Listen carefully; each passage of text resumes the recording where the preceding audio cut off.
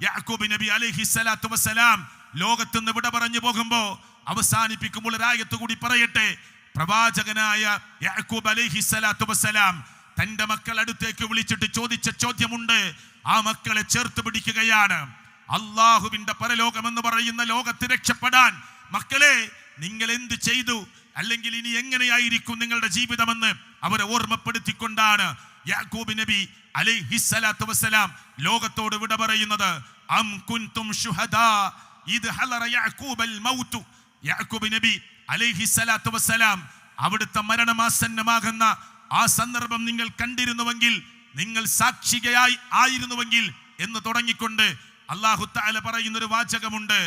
യാക്കൂബ് നബി തന്റെ മക്കളോട് ചോദിച്ച സന്ദർഭം, ഇത് ഖാല ലിബനീഹി, തന്റെ മക്കളോട് അദ്ദേഹം ചോദിച്ച സന്ദർഭമാണ്. എന്താ ചോദിച്ചത്? എന്റെ ആ സ്വത്ത് എന്ത് ചെയ്യുമെന്നതല്ല, ഈ സ്വത്ത് എന്ത് ചെയ്യുമെന്നതല്ല, അപ്പുറം കാണുന്ന സ്വത്ത് എന്ത് ചെയ്യുമെന്നതല്ല. എന്താ ചോദിച്ചത്? തന്റെ മക്കളോട് ചോദിച്ച സന്ദർഭം എന്താ?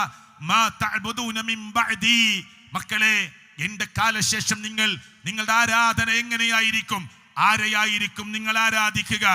ആ മക്കൾ ലോകത്തോട് വിട പറയുന്ന തന്റെ വാപ്പയോട്, രോഗശയ്യയിൽ കിടക്കുന്ന മരണവപ്രാളത്തിലേക്ക് പോയിക്കൊണ്ടിരിക്കുന്ന തന്റെ വാപ്പയോട് മക്കൾ ഒരുമിച്ച് പറയുന്ന മറുപടിയുണ്ട്.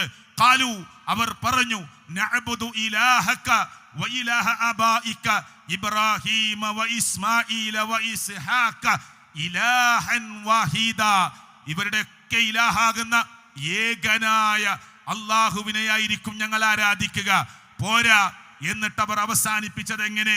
വനഹ്നു ലഹു മുസ്ലിമൂൻ, ആ രക്ഷിതാവിന്റെ മുമ്പിൽ ഞങ്ങൾ കീഴ്പ്പെട്ടവരായി ജീവിക്കുമെന്ന് പറഞ്ഞുകൊണ്ടാണ് അവർ പ്രിയപ്പെട്ട ഉപ്പ ലോകത്തുനിന്ന് വിട പറയുമ്പോ ഈ വാക്ക് കേട്ടുകൊണ്ടാണ് ആ ഉപ്പ ലോകത്തുനിന്ന് വിട പറയുന്നത്. നമ്മൾ ചോദിച്ചിട്ടുണ്ടോ നമ്മളെ മക്കളോട്? ഉണ്ടോ? ഡിഗ്രിക്കാരനായ, അതിനപ്പുറം ബിരുദാനന്ദ ബിരുദങ്ങൾ നേടിയ, നമ്മേക്കാൾ വലിപ്പമുള്ള ഹൈറ്റും വെയിറ്റുമുള്ള തന്റെ മക്കളെ ചേർത്ത് പിടിച്ചിട്ട് എങ്ങനെയായിരിക്കും ബാപ്പ പെട്ടെന്ന് മരണപ്പെട്ടു പോയാൽ നിങ്ങളുടെ ജീവിതം? നമസ്കാരത്തിന്റെ കാര്യം എന്തായിരിക്കും? ആരാധനയുടെ കാര്യം എന്തായിരിക്കും? തൗഹീദിൽ ഉറച്ചു നിൽക്കുകയില്ലേ മോനെ എന്നൊക്കെ ഞാനും നിങ്ങളും ചോദിച്ചിട്ടുണ്ടോ? ഉണ്ടോ? പെട്ടെന്ന് ഞാൻ മരണപ്പെട്ടു പോയാൽ മക്കളെ നിങ്ങളുടെ ഇബാദത്തുകൾ എങ്ങനെയായിരിക്കും? ഏകനായ റബ്ബിനെ ആരാധിച്ച് അവനോട് മാത്രം ദുആ ചെയ്ത് അവന്റെ മുമ്പിൽ മാത്രം വഴിപാടുകൾ അർപ്പിച്ച് അവന്റെ പേരിൽ മാത്രം സത്യം ചെയ്ത് അള്ളാഹുവിനോട് മാത്രം പ്രാർത്ഥിച്ച് എല്ലാവിധ ആരാധനയുടെ മുച്ചൂട് രംഗങ്ങളും ആ ലോകത്തിന്റെ രക്ഷിതാവായ റബ്ബിന്റെ മുമ്പിൽ മാത്രം സമർപ്പിച്ച് ജീവിക്കുന്ന മക്കളായി നിങ്ങൾ ഉണ്ടാകുമോ? ചോദിച്ചിട്ടുണ്ടോ നമ്മൾ? ഉണ്ടോ? നമ്മൾ ആഗ്രഹിക്കണം നമ്മുടെ മക്കളെ കുറിച്ച്. ആ മക്കളെ നമ്മൾ ചേർത്ത് പിടിക്കണം. കുറ്റപ്പെടുത്തലുകൾ മാത്രമല്ല, ചേർത്ത് പിടിക്കണം. ലോകത്തിന്റെ രക്ഷിതാവായ റബ്ബിന്റെ അനുഗ്രഹങ്ങളെ കുറിച്ച് പറഞ്ഞു കൊടുക്കണം. ഇവിടുത്തെ ജീവിതം എപ്പോഴും പൊടിഞ്ഞു പോകാമെന്ന ഓർമ്മപ്പെടുത്തലുകൾ ഉണ്ടാകണം.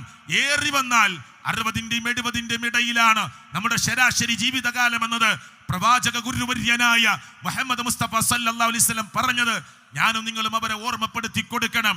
എന്നിട്ട് അവരെ ചേർത്ത് പിടിച്ച് പറഞ്ഞു കൊടുക്കണം ഈ ലോകത്തിന്റെ നൈമിഷികതയെക്കുറിച്ച്, നശ്വരതയെക്കുറിച്ച്, വരാനിരിക്കുന്ന ശാശ്വതമായ പരലോകമെന്ന് പറയുന്ന ലോകത്തെക്കുറിച്ച്.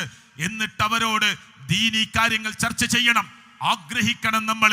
അല്ലാഹുവേ, ഞങ്ങൾക്ക് നൽകണേ ഞങ്ങളുടെ മക്കളിൽ നിന്ന്, ഞങ്ങൾക്ക് നൽകണേ ഞങ്ങളുടെ ഭാര്യമാരിൽ നിന്ന് കൺകുളിർമ. റബ്ബനാ ഹബ് ലനാ മിൻ അസ്വാജിനാ വദുർരിയാത്തിനാ ഖുർറത അയുൻ വജഅൽനാ ലിൽമുത്തഖീന ഇമാമ. ആഗ്രഹിക്കണം, പ്രാർത്ഥിക്കണം നമ്മൾ.